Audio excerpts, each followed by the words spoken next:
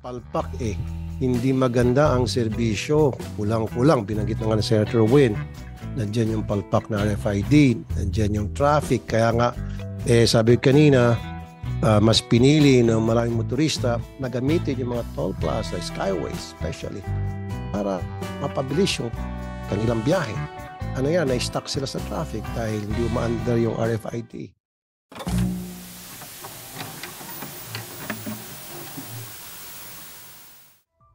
Marami sa ating mga motorista sa Kamaynilaan ang mas pinipiling gamitin ang mga skyway kahit na may kamahalan ang toll, because para sa kanila hindi sila maabala sa traffic at mapapabilis yung pagpunta nila sa kanilang panunronan. Pero paano kung ang kanilang inaasahan ay hindi pala nangyayari bagkus sila ay naabala dahil sa kapalpakan ng RFID.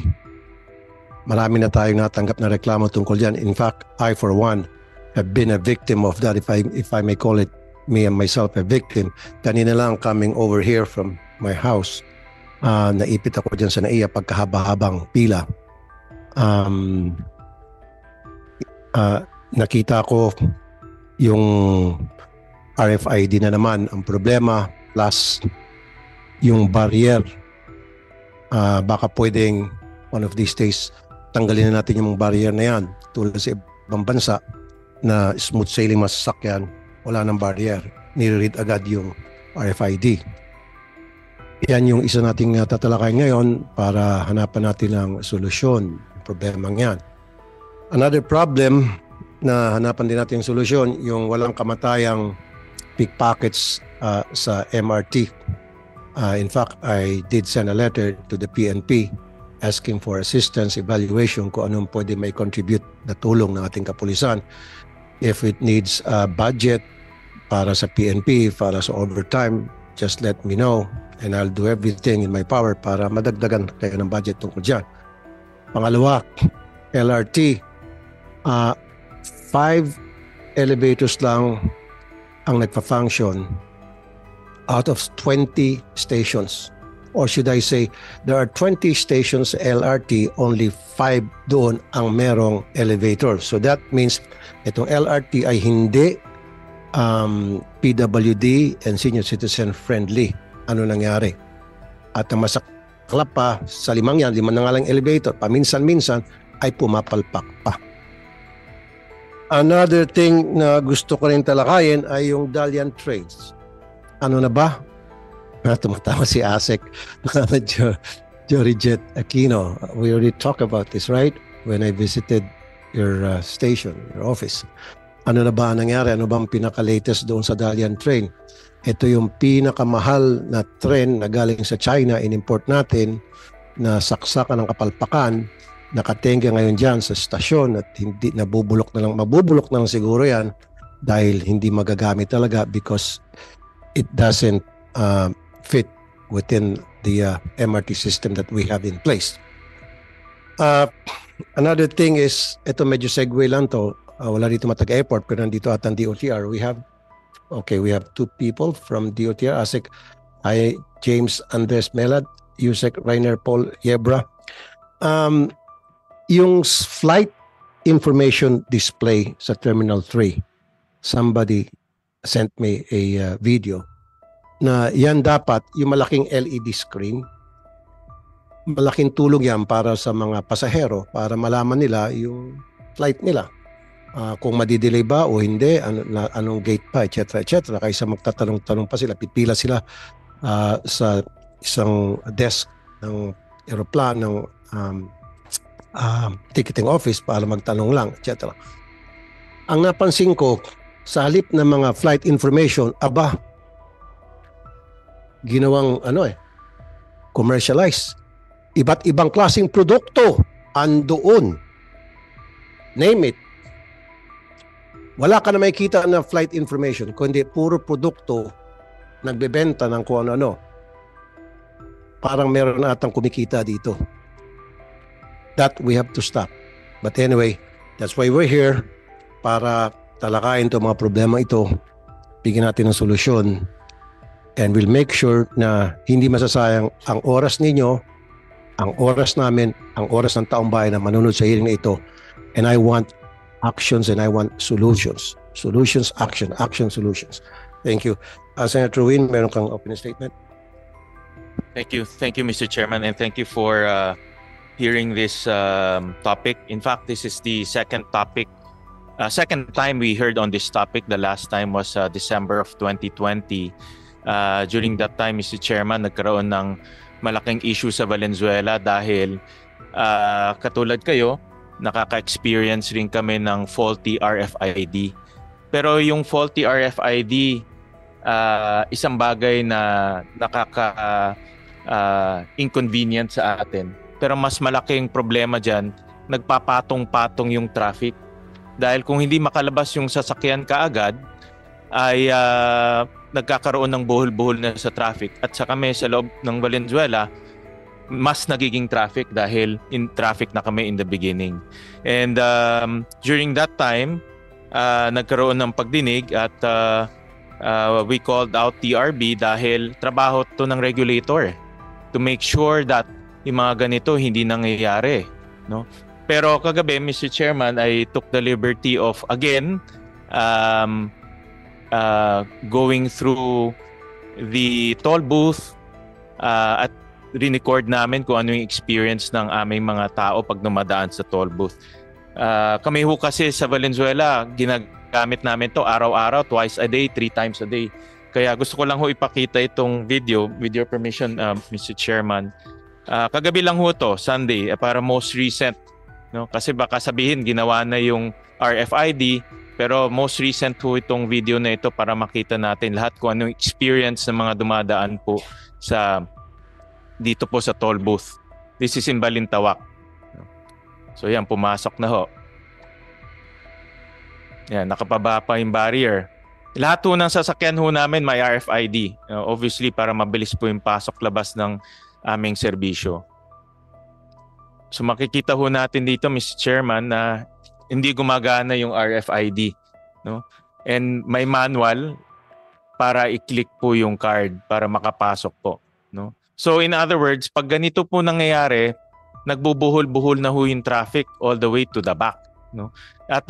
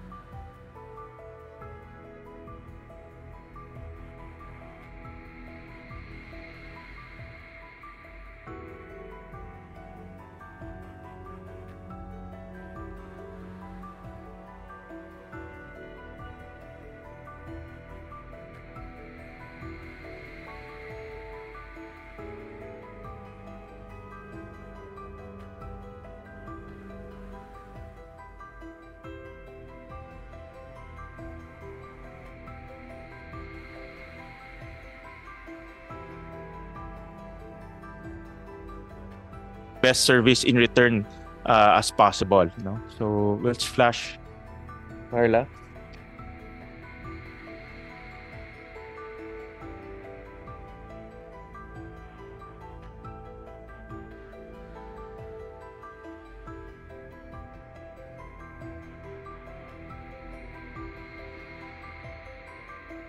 Anyways, while we're waiting, Mr. Chairman, despite the faulty RFID, the traffic that we are experiencing in the north, again, I use the expressway regularly, 2-3 times a day sometimes, and the flooding that we experienced during Typhoon Karina, ang kasamaan pa ho dito, Mr. Chairman, nagtaas pa ho ng toll nung June 4 of 2024 at pinayagan po ng TRB. So kami ho, ako bilang customer at consumer ng highway na yan, I'm protesting bakit ho tinaas yung toll rates nung June of 2024. Ang trabaho ng TRB, simple lang, protektahan yung mga consumers. Protektahan po yung mga dumadaan doon at ma-experience ho natin in the best possible service. Pero ho, ay nasirain RFID, traffic ko yung na-experience ho namin, pinayagan po ng TRB taasan yung toll rates. At ako, kung tatanungin bilang isang consumer, hindi po ako masaya dyan po sa serbisyo po ng NLEX. At dapat ho, ang regulator, sinisigurado muna. And, alam niyo ho, I understand naman po yung economics nitong negosyo. Kung kailangan magtaas, then kailangan magtaas. Pero wag naman ho abusuhin yung mga dumadaan dyan. Yung regulator, dapat protektahan muna yung mga dumadaan dyan bago payagan tumaas yung toll rates. So, Mr. Chairman, thank you again for conducting this hearing. But aside from looking at the services being provided by the operator, we should also look at the mandate and the performance of the regulator. No? Regulator ho dito para protektahan tayo lahat. Pero kung papayagan lang magtaas ng rates nang hindi ho tinitignan ng serbisyo, ano pa hong kwenta ng regulator? So dapat ho tignan ho natin yung performance rin ng regulator other than the performance of the operator. Carla, okay na ba? Can we flash the traffic?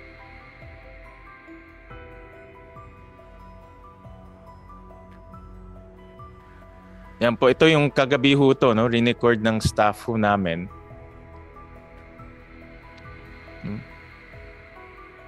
So gusto ko rin natin malaman kung ano bang performance standards ang ginagamit po ng regulator dahil up to par yung performance standards at hindi po up to par yung performance ng operator. Next slide, Carla.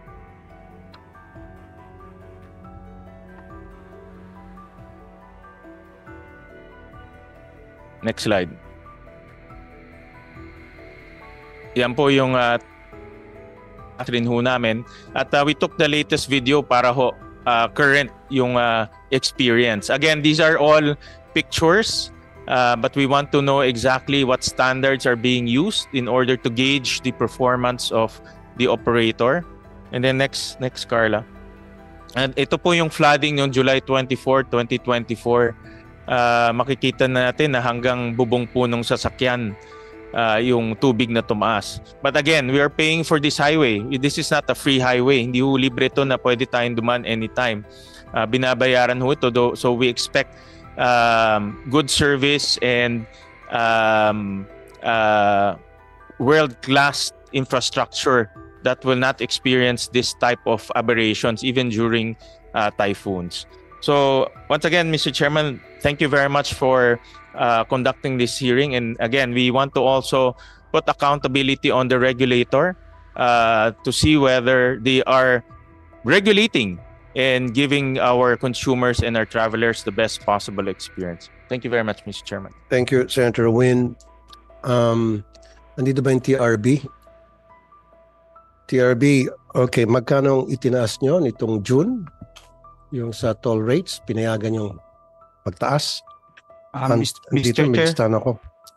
Yun po kasing mga toll rates natin, actually, ang nangyari po dyan nung mga panahon ni President Aquino, hindi po pinayagan mag-increase. Unfortunately, naipon po yung mga petition sa Toll Regulatory Board. So, ang inabutan ko pong Okay, petition please identify yourself. You are I'm Attorney Alvin Carullo po ng Executive Attorney Director Alvin Carullo, Apo. Executive Director ng Toll Regulatory Apo. Board. Okay, continue please, sir. Ang inabutan ko pong petition ay yung 2018 and 2020 petition ng NLEX po, kung yun na po ang inaano ni Senator Gatchalian. Ang board po inaprubahan yung petition dahil unang-una po meron po tayong tinatawag na kontrata, yung Supplemental Toll Operation Agreement. Tapos may nakalagay po doon na ang ating concessionaire entitled for every 2 years, periodic adjustment for every 2 years.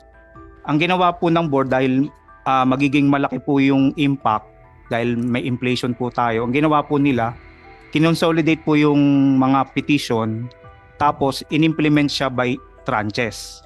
So kung yung sinasabing June, first tranche po yun. Hinati po siya sa dalawa para mas open yung impact. So ibig sabihin meron pang asahan yung mga motorista. May pangalawa po. Ng pangalawa pa. Opo. Opo. Muna, stop right there. Opo. Ito yun eh. Ito yung siste eh. Wala namang problema kung mag-increase kayo. Increase din yung quality of service. Kaso, palpak eh. Hindi maganda ang serbisyo. Kulang-kulang. Binanggit na nga ni Senator Win. Nandiyan yung palpak na RFID. Nandiyan yung traffic. Kaya nga, sabi kanina, mas pinili ng maraming motorista na gamitin yung mga toll plaza, skyways especially, para mapabilis yung kanilang biyahe. Ano yan, na-stuck sila sa traffic dahil hindi umaandar yung RFID. Diba? Nagkakabaha-baha.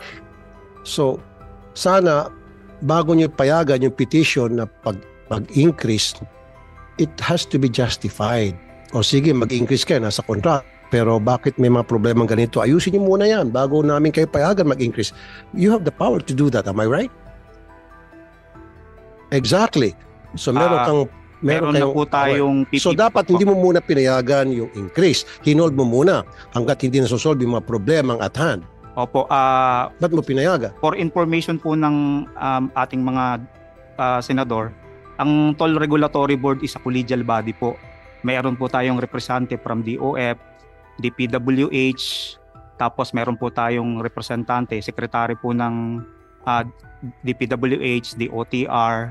I know that. Okay, I'm aware of that. Opo. DPWH, NEDA, DOF, okay, Opo. being members. But you can always tell them na Opo. mga pare ko, wag muna siguro natin payagan tumaas to. Kailangan i-presenta muna natin sa kanila yung mga problema bago natin i-go. At syempre, itong kasamahan mo, papayag naman dahil mahihaya naman sila kung susupalpalin kanila. Taong bayan ang babalik sa kanila. Tama? Sometimes we need common sense. Ano po? Opo, tama po yun. Actually po, yung as a regulator po, yung TRB Secretariat po, tungkol po dyan sa binabanggit ni Senator Gatchalian, kung ano yung ginagawa ng regulator, ang TRB naman po ay may mga programa na ina-address po yung mga problema yan. Kagaya po nung gusto nga namin ma-implement kaagad yung contactless, mali po yung addendum at mag-implement tayo ng contactless. Okay. So, na contactless, wala na po tayong cash toll plaza. Kasi po, ang isa pong nakikita nating dahilan kaya nagkaka-traffic sa ating mga toll plaza, yung iba po nagbabayad ng cash. Tapos dahil sa haba po ng cash lane, dahil mabagal po yung kaya may RFID, di ba? At saka dapat wala na rin yung barrier. Meron din po tayong programa yan na yung barrierless program na ating po minimiti para tayo ay makasabay sa world-class facilities, toll facilities sa ibang bansa. Okay, sir, Opo. napapalit tayo. Hindi mo Opo. nasasagot diretso yung aking katanungan na bago sana kayong pumayag na ipatupad yung increase sa kontrata, di ba? Pwede nyo naman ipahold yun, kausapin yung mga kasamahan nyo sa DOTR, sa DPWH, DOF, at sabihin nyo na kailangan ayusin muna yung serbisyo bago nyo i-go lahat yung pag-increase. Ngayon, kailan ulit yung susunod na increase? Ka-increase na ng June, tama? Magkano na? Sa listahan tayo dito. NLEX Open System, Class 1, 5 pesos. Class 2, 14 pesos. Class 3, 17 pesos.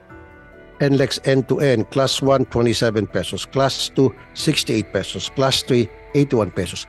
Now, kailan ang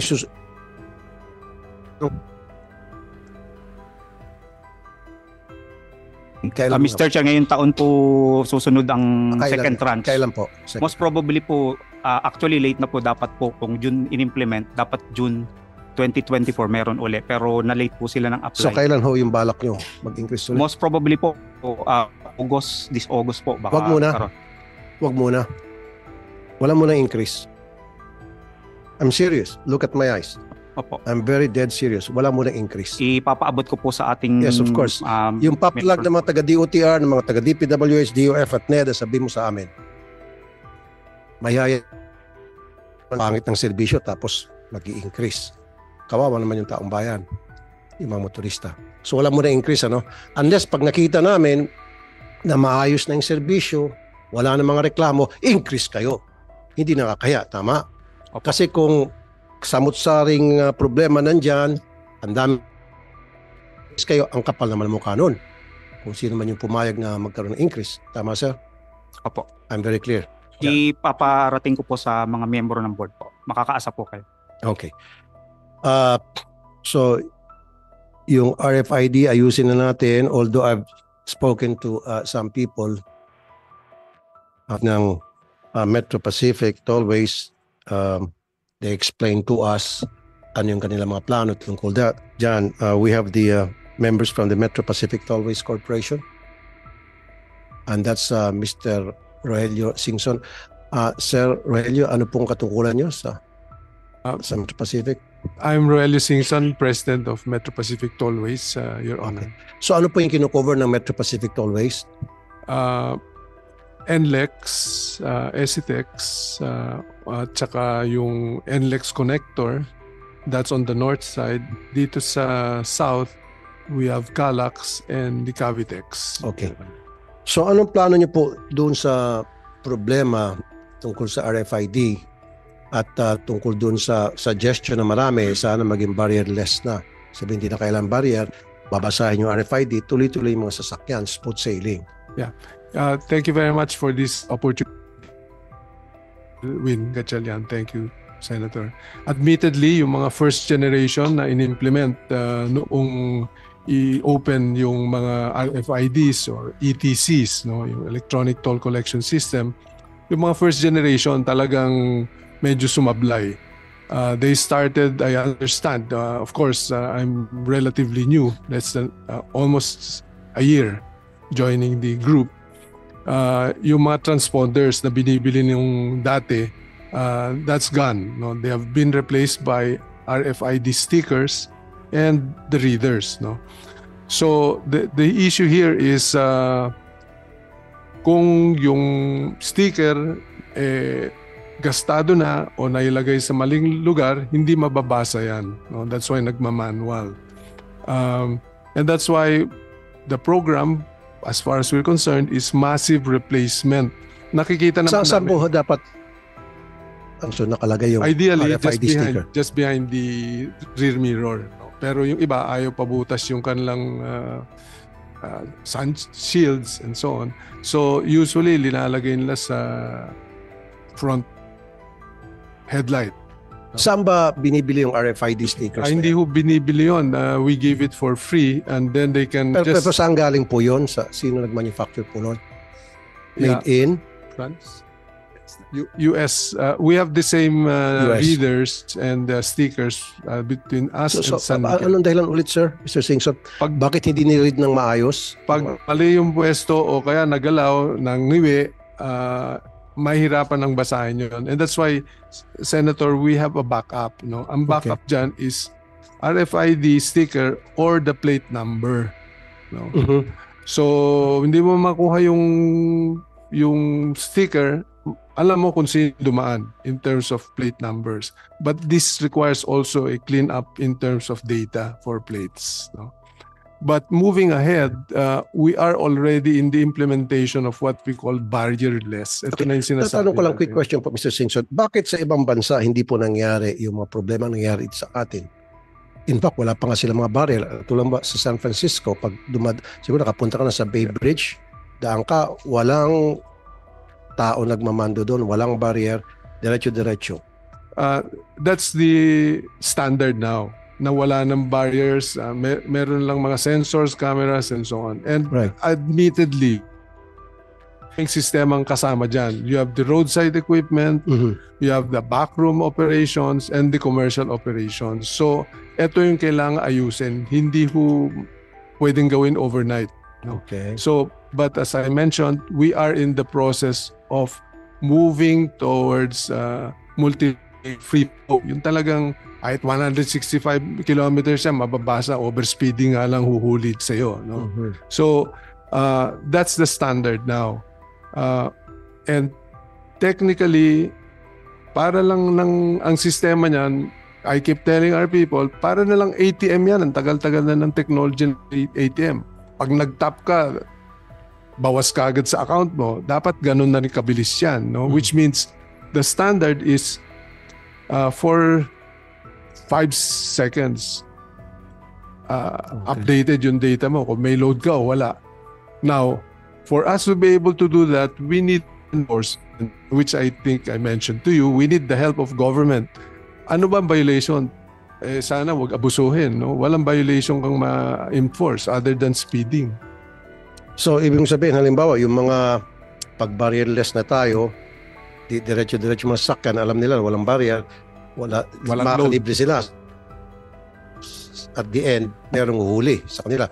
Then we need the cooperation of the LTO. You need an RFID to enter, you need a load to enter, and kung pumasok ka, anong violation mo? No? Kung wala kang RFID. Meron naman tayong ganun ngayon eh. Kaya lang, hindi ko alam kung na-enforce pa yan. Walang Siguro later on, nandito ba yung taga-LTO? Meron naman taga-LTO. Okay, nandito. Later, we'll talk to you about that. So, kailan po yung target date ninyo, Mr. Singson, na mawawala na yung problema sa RFID at may expiry date ba yung RFID?